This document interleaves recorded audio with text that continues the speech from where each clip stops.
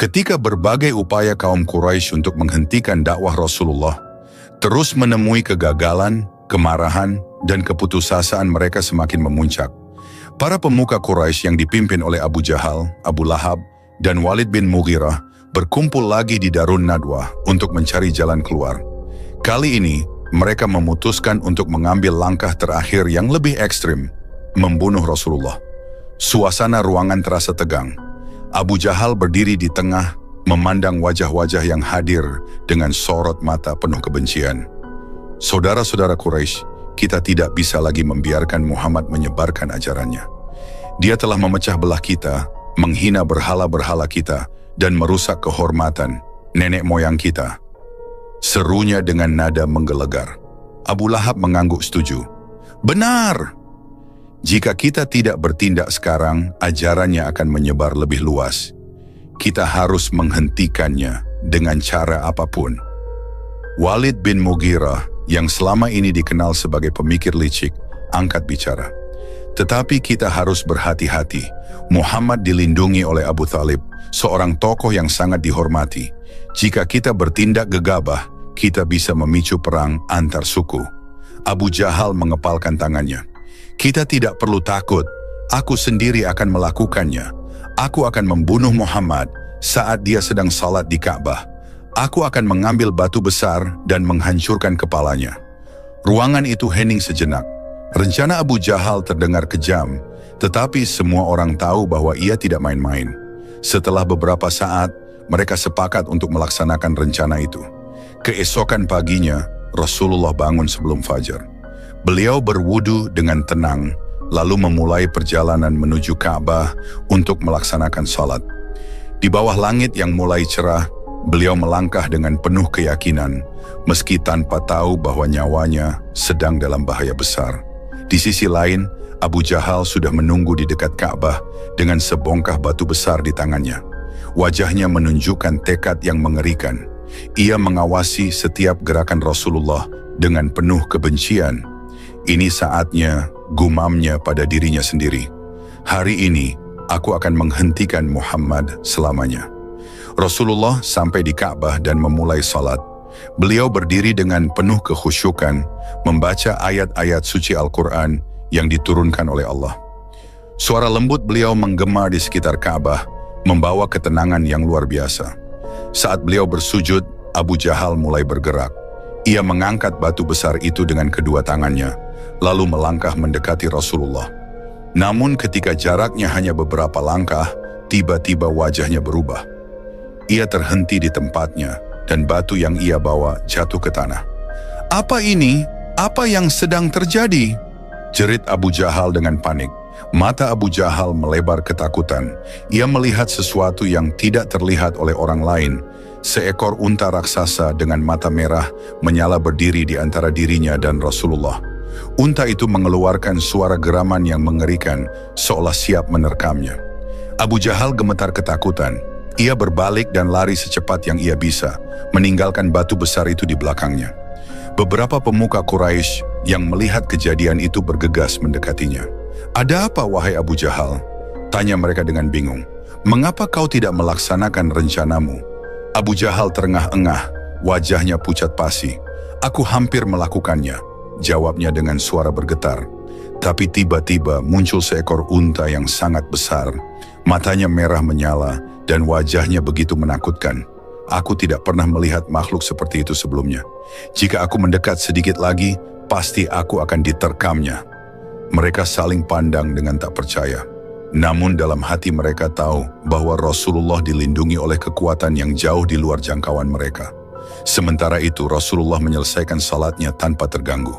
Beliau berdiri, mengangkat tangannya, dan berdoa dengan penuh kerendahan hati. "Ya Allah, hanya kepadamu aku berserah diri. Lindungilah aku dan umatku dari kejahatan orang-orang yang menolak kebenaranmu." Setelah itu, beliau kembali ke rumah dengan langkah yang tenang. Namun di dalam hati beliau ada rasa haru dan sedih. Bukan karena ancaman terhadap dirinya, tetapi karena kerasnya hati kaum Quraisy yang masih menolak hidayah.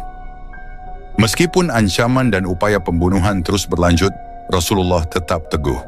Setiap kali menghadapi bahaya, beliau selalu berlindung kepada Allah dengan penuh keyakinan. Firman Allah dalam Al-Quran menjadi peneguh hati beliau dan para sahabat. Dan Allah akan melindungi kamu dari gangguan manusia. Sesungguhnya Allah tidak memberi petunjuk kepada orang-orang kafir. Al-Quran Surah Al-Maidah ayat 67. Kisah ini mengajarkan bahwa perjuangan di jalan Allah memerlukan kesabaran, keberanian, dan keimanan yang kokoh. Meskipun menghadapi ancaman besar, Rasulullah tidak pernah gentar. Beliau percaya bahwa Allah adalah pelindung sejati dan tidak ada kekuatan apapun yang dapat mengalahkan kehendaknya. Matahari bersinar terik di atas kota Makkah, memancarkan panas yang terasa membakar setiap jengkal tanahnya. Di sebuah sudut Safa, Rasulullah duduk dalam kesunyian, merenung dan berdoa kepada Allah. Wajah beliau memancarkan ketenangan, meskipun hatinya menanggung beban berat perjuangan dakwah yang baru dimulai. Di tengah keheningan itu, langkah-langkah keras terdengar mendekat. Abu Jahal, pemimpin Quraisy yang dikenal dengan kebenciannya terhadap Rasulullah, muncul dengan wajah penuh amarah. "Lagi-lagi aku melihatmu di sini, Muhammad," seru Abu Jahal dengan nada mengejek. "Apa yang kau lakukan? Apakah kau masih bersikeras dengan ajaran barumu yang menyesatkan ini?" Rasulullah tetap diam, tidak menanggapi cemoohan itu. Beliau menatap Abu Jahal dengan mata yang penuh kasih sayang, berharap hatinya akan terbuka pada kebenaran.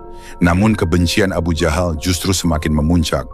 Ia tidak tahan melihat ketenangan di wajah Rasulullah. "Berhentilah menghina Tuhan-Tuhan kami," teriaknya. "Kau menganggap dirimu lebih mulia daripada kami? Kau pikir ajaranmu akan mengalahkan tradisi nenek moyang kita?" Rasulullah masih memilih untuk diam. Beliau tidak ingin memanaskan situasi dengan menjawab hinaan itu. Tetapi bagi Abu Jahal, sikap diam Rasulullah adalah penghinaan yang tak tertahankan. Dengan penuh amarah, ia meraih sebongkah batu tajam di dekatnya dan menghantamkannya ke kepala Rasulullah. Batu itu melukai kepala beliau, dan darah segar mengalir, membasahi wajah suci Rasulullah. Rasulullah mengusap darah yang mengalir di dahinya. Beliau menatap Abu Jahal dengan pandangan yang tenang, tanpa sedikit pun menunjukkan rasa marah. Dengan suara lembut beliau berkata, "Jika kau tahu apa yang aku bawa adalah kebenaran, apakah kau akan berhenti dari perbuatanmu ini?" Namun Abu Jahal hanya tertawa sinis. "Kebenaran? Omong kosong apa ini, Muhammad? Kau hanyalah seorang pemimpi yang ingin mengubah tatanan kami." Setelah melampiaskan amarahnya, Abu Jahal berjalan pergi menuju kelompok Quraisy yang sedang berkumpul di dekat Ka'bah.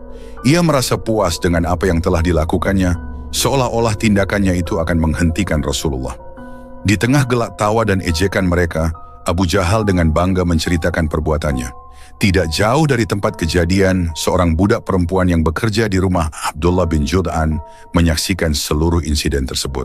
Hatinya teriris melihat perlakuan kejam yang diterima Rasulullah. Ia tidak dapat berbuat apa-apa saat itu, tetapi dalam hatinya ia tahu bahwa seseorang harus bertindak.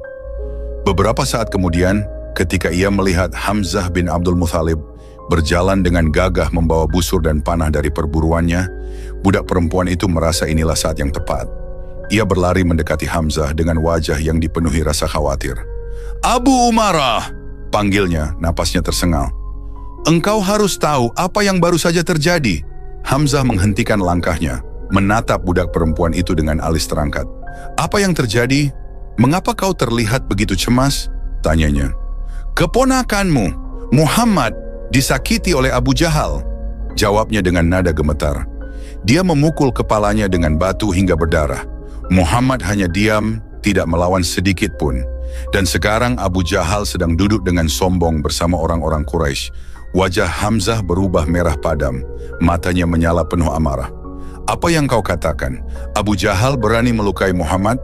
tanyanya, suaranya menggelegar seperti petir. "Benar, aku melihatnya dengan mataku sendiri," jawab budak perempuan itu. Hamzah mengeratkan genggaman pada busur di tangannya. Amarahnya tak terbendung lagi. "Abu Jahal telah melewati batas," serunya. Tanpa menunggu penjelasan lebih lanjut, Hamzah melangkah dengan langkah cepat menuju Ka'bah. Matanya mencari-cari sosok Abu Jahal. Ketika ia mendekati Ka'bah, ia melihat Abu Jahal sedang tertawa bersama para pembesar Quraisy. Hamzah mendekat dengan langkah penuh keyakinan. Suasana yang semula dipenuhi tawa berubah menjadi hening ketika mereka melihat wajah Hamzah yang penuh kemarahan.